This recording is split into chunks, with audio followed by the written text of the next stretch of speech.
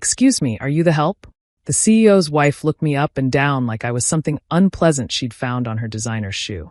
The servers should use the side entrance. 3 executives standing nearby snickered into their champagne flutes while my 14-year-old daughter Zoe, who I'd brought to see what a professional event looked like, watched with widening eyes.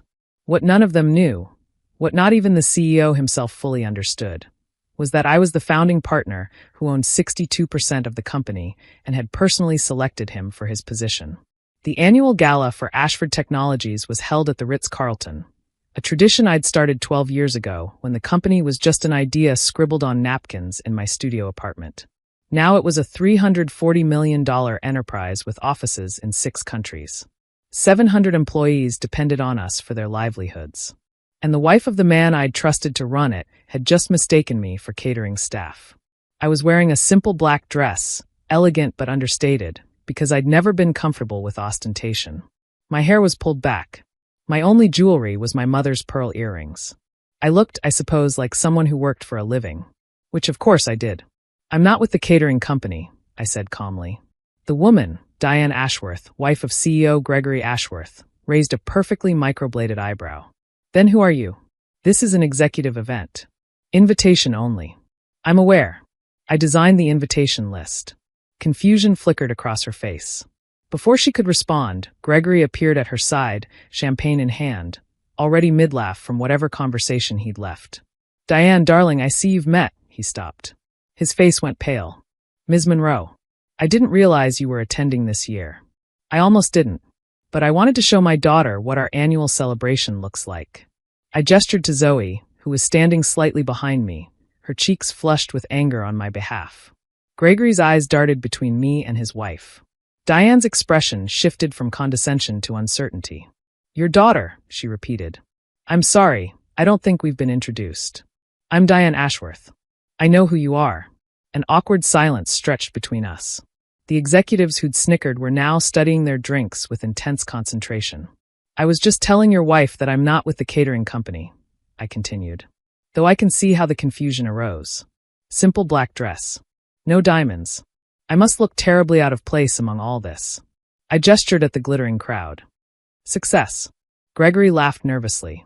"Ms. Monroe has an unusual sense of humor." "She's actually leaving," I interrupted.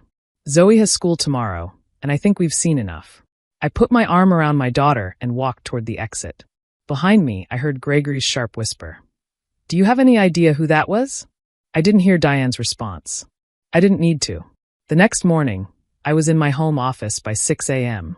The space was modest, a converted spare bedroom with a second-hand desk and a view of my small backyard. Nothing about it suggested the wealth it had generated. I'd started Ashford Technologies in 2012 with $50,000 I'd saved from 10 years of working as a software engineer. The name wasn't mine.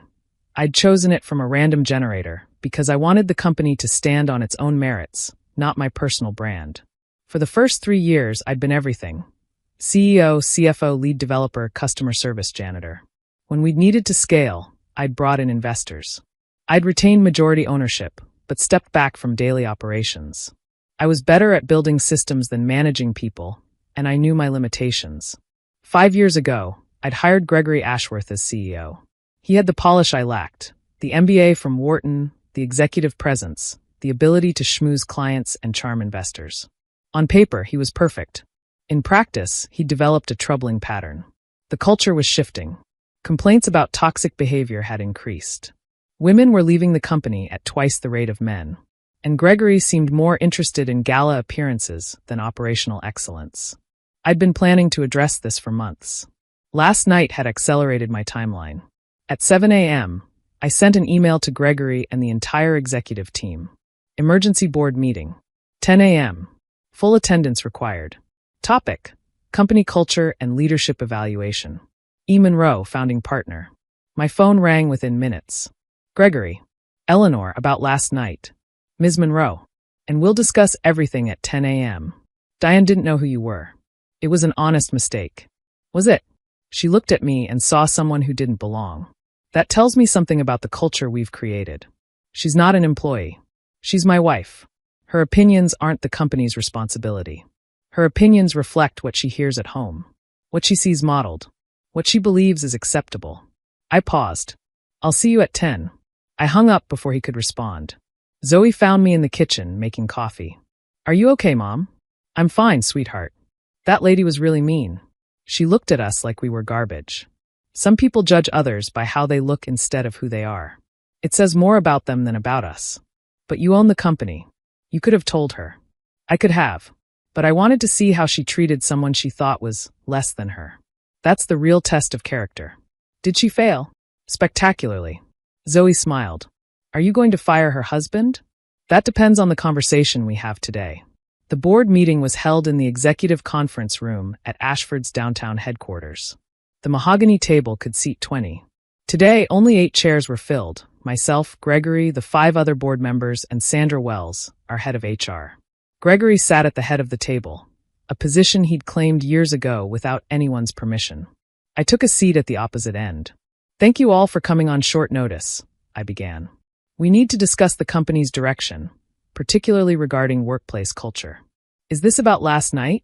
Gregory interrupted. Because I've already spoken with Diane. She feels terrible about the misunderstanding. It's about more than last night. Sandra, can you share the retention data? Sandra opened her laptop with the expression of someone who'd been waiting for this moment. Over the past 3 years, female employee turnover has increased by 47%. Exit interviews cite hostile environment, lack of advancement opportunity, and dismissive leadership as primary factors. Those are subjective complaints, Gregory said. People leave for all sorts of reasons. 63% of departing female employees specifically mentioned interactions with senior leadership as contributing to their decision. Gregory's jaw tightened. This feels like a witch hunt. It feels like data, I said. Sandra, continue. We've had 14 formal complaints about inappropriate comments in the past 18 months. 3 specifically mention executives. None resulted in meaningful action. We followed procedure, Gregory insisted. Every complaint was investigated. And every complaint was dismissed as misunderstanding or personality conflict. I opened my own folder. I've reviewed the investigation files. The pattern is clear. The other board members shifted uncomfortably. They'd been content to collect their fees and approve quarterly reports. Actual oversight wasn't part of their routine. I've been building this company for 12 years, I continued. I've stayed in the background because I believed operational expertise mattered more than my presence. But I've realized that absence has a cost. When leadership doesn't see consequences for dismissive behavior, the behavior becomes normalized. What exactly are you proposing? Asked Harold, the longest-serving board member. A comprehensive culture audit, conducted by an external firm. Mandatory training for all executives on inclusive leadership. And a restructuring of our complaint process to ensure independent investigation. That could take months, Gregory said. And cost a fortune. We generated $47 million in profit last year. We can afford to invest in our people. This is overreach, Eleanor. You're a silent partner. The board handles governance. I'm the majority owner. I founded this company. And I've been silent long enough. The room went quiet. There's something else, I said. Last night, your wife looked at me, the person who built everything you've benefited from, and assumed I was the help. When I said I wasn't catering staff, she demanded to know who I was. She couldn't imagine that someone who looked like me could belong at an executive event. That's not fair. Diane isn't. Diane is a reflection of what she's learned is acceptable. She's watched you dismiss women's contributions for 5 years. She's heard you joke about diversity hires and politically correct nonsense. She's absorbed the message that some people belong and others don't. Gregory's face reddened. You're basing company policy on one comment from my wife at a party? I'm basing company policy on 3 years of data, 14 formal complaints, a 47% increase in female turnover, and the look on my 14-year-old daughter's face when she watched your wife humiliate me. That landed. Several board members glanced at each other. Zoe asked me this morning if I was going to fire you, I continued. I told her it depends on this conversation. So let me ask you directly, Gregory. Are you willing to participate in meaningful culture change? To be held accountable for the environment you've created? To acknowledge that your leadership style has caused harm? He was silent for a long moment. And if I say no, then we discuss your severance package. The silence stretched. Finally, Gregory leaned back in his chair. What would this accountability look like? We talked for 3 more hours.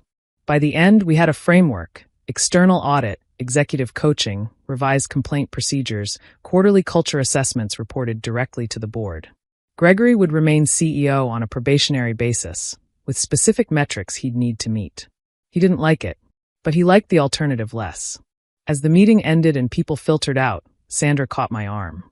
"Thank you," she said quietly. "I've been documenting these problems for 2 years. No one would listen. I should have listened sooner. You listen now. That matters." That evening, I took Zoe out for pizza, her choice after a difficult week. "Did you fire him?" she asked. "Not yet. He's going to try to do better. Do you think he will?" "I think people can change when there are consequences for not changing. We'll see." "That lady called you the help. Like being someone who serves food is bad. There's nothing wrong with honest work. Your grandmother was a housekeeper for 30 years. She raised me by herself, put me through college, taught me everything I know about integrity. So why did it hurt?" I considered the question. Because she wasn't insulting the job. She was deciding I was worth less than her based on how I looked. That kind of judgment, that's what hurts. You're worth more than all of them combined. I don't know about that. But I've worked hard to build something meaningful.